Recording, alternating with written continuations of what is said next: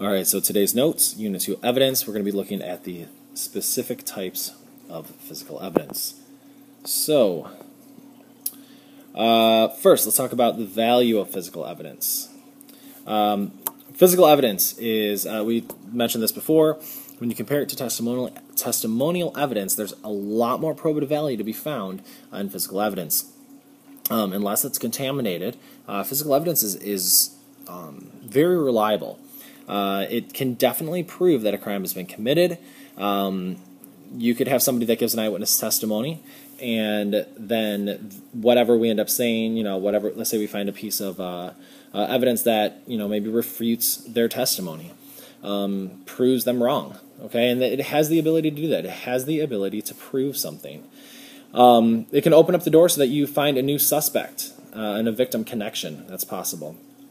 And then this thing down here, it allows a reconstruction of the events of a crime. And obviously there's going to be a lot of value in that. So let's talk about that. A reconstruction is going to be where we figure out what took place, how the victim was killed, the number of people involved, and then the sequence of events. A forensic scientist says right here, we're going to compare what our unknown is versus some known samples. And that's what's going to really help us to figure this out. So, for example, I find a bullet casing at a crime scene. The bullet casing itself does not tell me anything until I start to compare it to some known samples. I find some blood at a crime scene. That's not going to tell me anything until I compare it to some known samples. All right. Really? Try that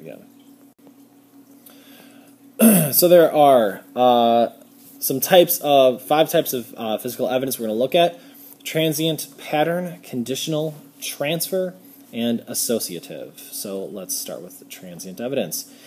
Transient evidence is temporary. This is evidence that is easily lost or changed. And an important person you're going to learn about is going to be our first officer at the scene of crime officer.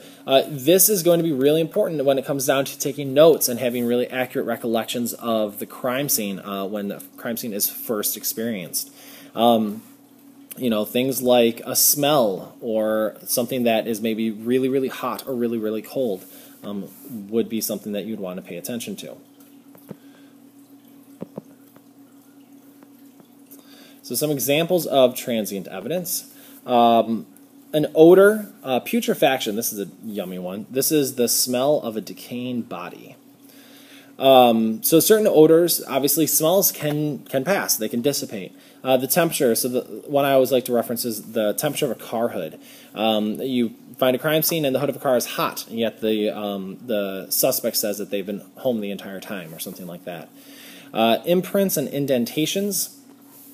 A lot of times these, like a footprint in the snow or in the mud, if that's not preserved, then we may actually lose that. So let's look at pattern evidence now. Pattern evidence is going to be produced by the direct contact between two things, a person and an object, or between two objects. So a blood spatter. This picture over here on the right, this is cool. There's actually some kind of tool marking that was left here on the surface of the doorknob.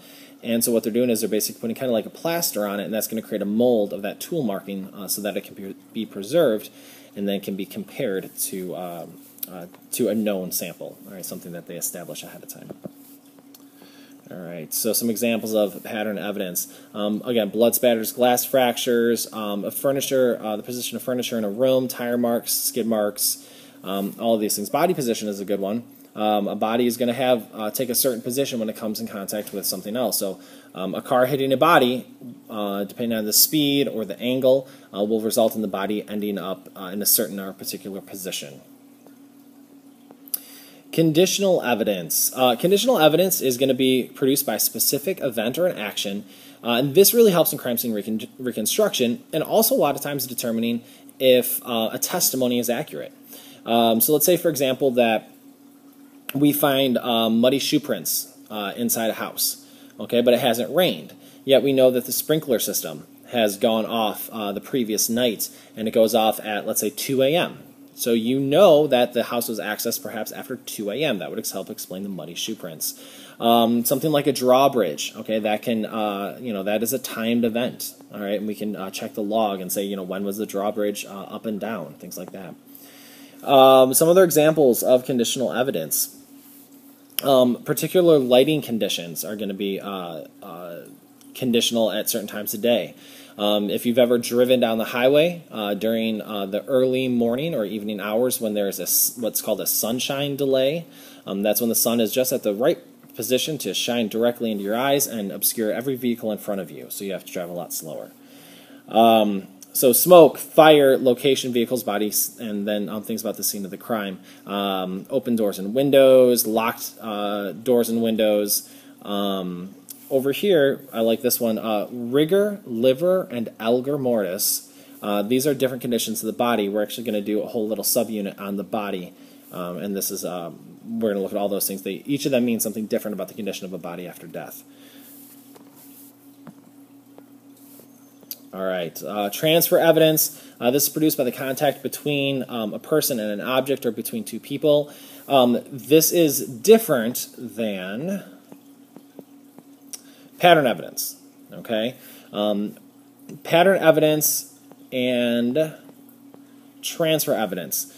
Transfer evidence is when two things come in contact, and then what's left behind is a transfer of material from one to another, so blood spatter, a paint smear, things like that. And that's going to be different than if I leave an actual impression in something, okay? And then the last is going to be associative evidence. Associative evidence are going to help link a suspect to a crime scene or two crime scenes together. So, for example, if people go to a bar and they get a stamp on their hand from the bar, that will link them obviously to that. So you find a victim with it and you have a suspect with the same bar stamp, you may be able to determine that, oh, hey, we at least know you are at the same location. A store receipt or a car license plate will do the same. All right, and that is going to wrap it up for today. Don't forget about the major categories of evidence we talked about before as well. And I think that's it for tonight. So have a good rest of your night.